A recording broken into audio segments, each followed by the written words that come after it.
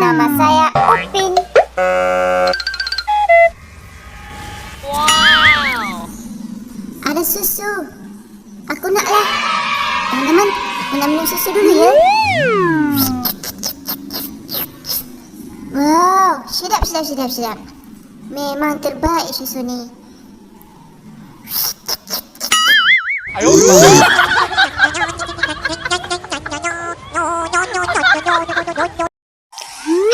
nama saya Ipin.